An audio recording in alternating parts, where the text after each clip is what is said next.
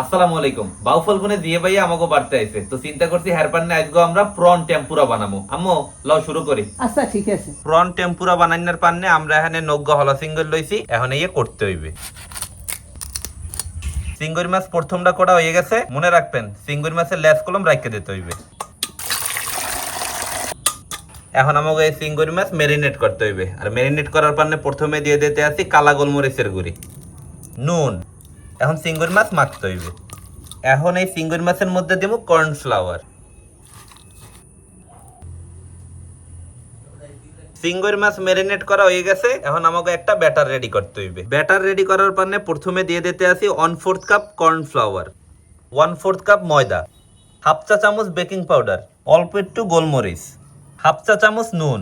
ভুলে baking powder half চা চামচ কইছি, মূলত বেকিং পাউডার হইবে হাফ টেবিল চামচ। এখন সব ময় মশলা একলগে মেয়াইতে হইবে। এখন অল্প পানি দিয়ে মাখতে হইবে।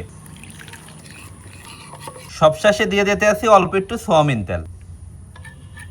আমাকে ব্যাটার কলম রেডি। এখন এই চিংড়ি মাছের মধ্যে আরেকটু কর্নফ্লাওয়ার দেওয়া লাগবে। খেয়াল রাখবেন চিংড়ি মাছের গায়ে যেন কোনো পানি না থাকে।